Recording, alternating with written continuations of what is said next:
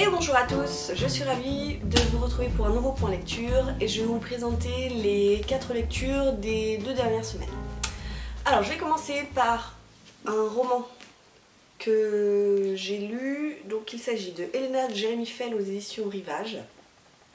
C'est un bouquin dont j'ai entendu parler beaucoup de bien dans les magazines littéraires, j'ai vu des articles sur les blogs, il a pas mal tourné. Donc j'ai bien aimé.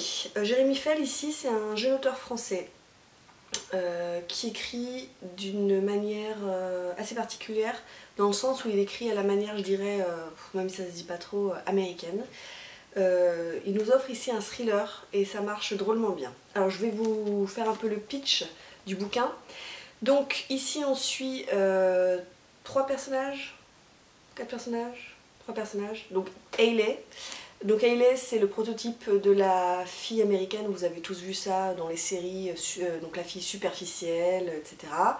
Qui a la belle voiture, qui a les belles fringues, qui un jour va tomber en panne en plein milieu du Kansas et elle va être recueillie en fait par Norma. Norma c'est donc une autre protagoniste de l'histoire. Elle c'est une femme, elle a je sais pas, elle a une trentaine d'années, enfin elle est un petit peu plus vieille, elle a peut-être, oui, presque 40 ans, je dirais. Elle a 3 enfants, 2 grands garçons et une petite fille. Elle va décider, en fait elle va aider Hayley qui est en panne de voiture, et le temps que Hayley répare sa voiture, elle va lui proposer de dormir chez elle. Elle a un grand garçon qui s'appelle Graham, je sais pas, oui c'est Graham, je pense, on prononce comme ça. Donc Graham, lui, c'est aussi un peu le cliché, le garçon américain, musclé, beau, très populaire, qui réussit bien.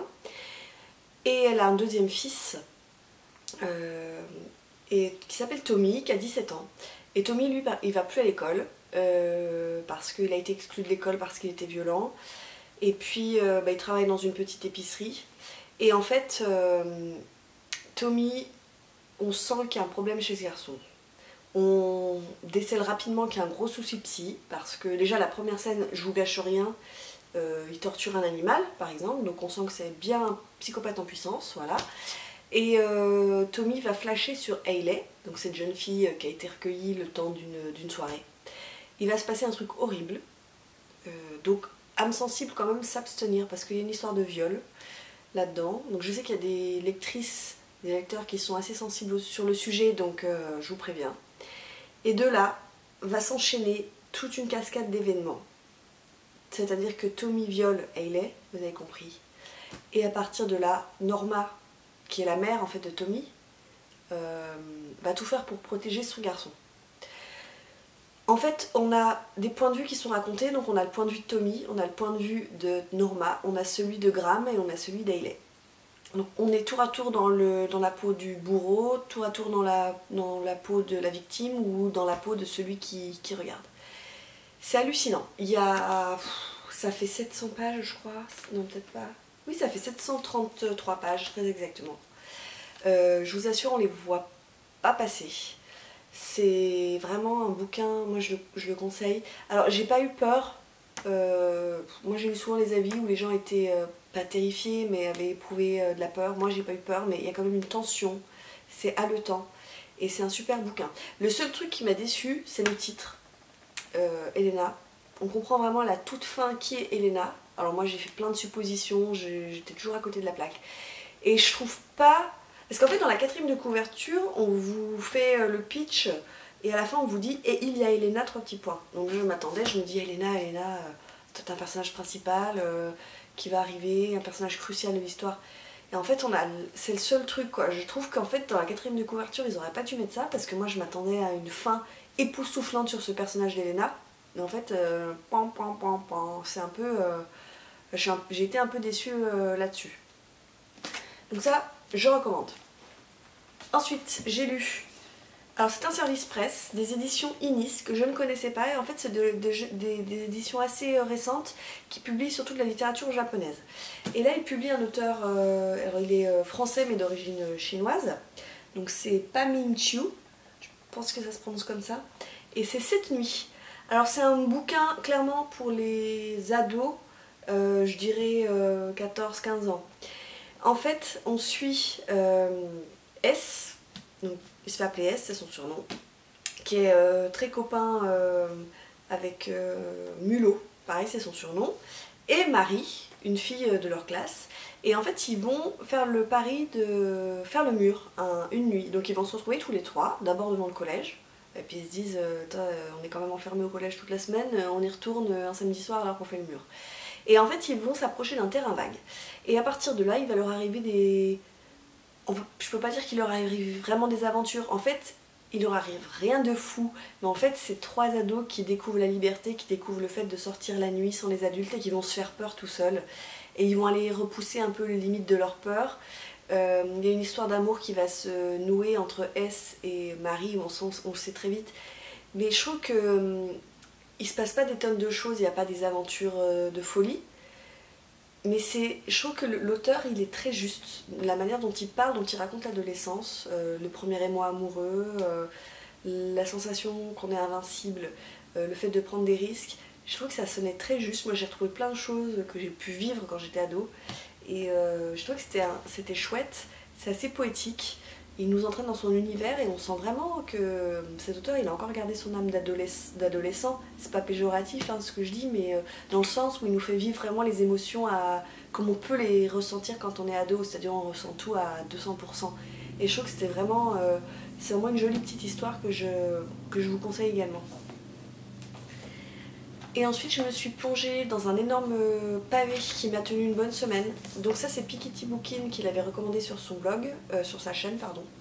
Donc c'est l'unité alphabet de Jussi, je pense que ça se prononce comme ça, Adler-Olsen aux éditions Albin Michel. Donc gros pavé qui fait 630 pages. Alors, j'ai aimé, même s'il y a des choses qui m'ont moins plu dans ce bouquin. Alors je m'explique. Déjà on va suivre Brian et James, on est en 1944, ils sont tous les deux pilotes anglais et leur avion se fait abattre. Donc ils sautent en parachute.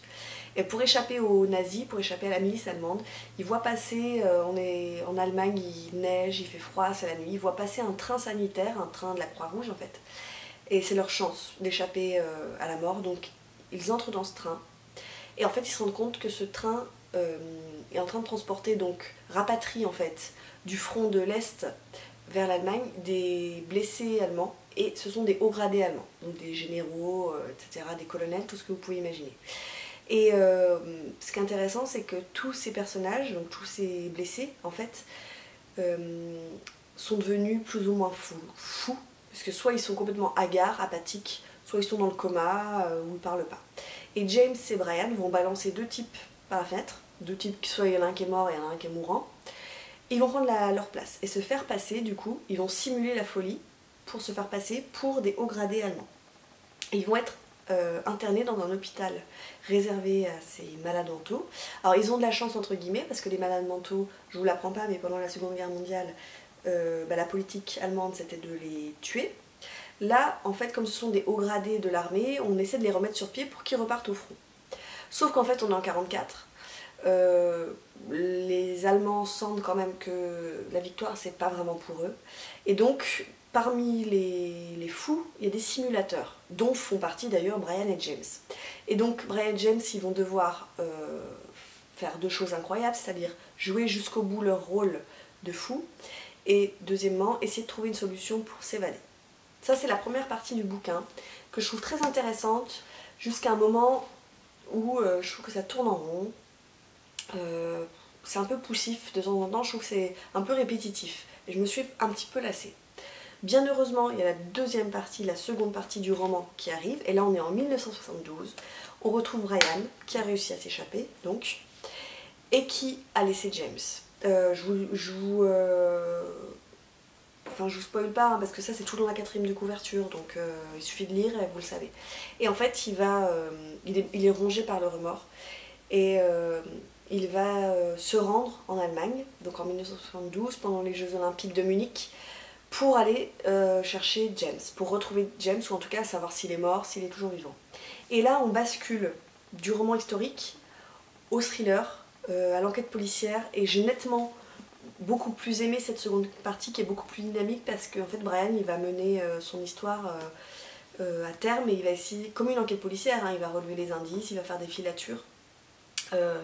Les bourreaux ont survécu. James a-t-il survécu? Est-il toujours fou? Etc. C'est vraiment un bouquin qui est intéressant aussi du point de vue historique. Comment est-ce qu'on traitait les malades mentaux à l'époque? Donc il y a des scènes qui sont quand même assez difficiles. On leur fait des électrochocs, on leur donne des bains, des douches glacées, on les bat, on les affame pour essayer de les faire revenir à la raison. Sauf qu'on sait très bien aujourd'hui que c'est pas comme ça que ça fonctionne. Donc un gros pavé que je recommande quand même si dans la première partie j'ai trouvé qu'il y avait quelques longueurs.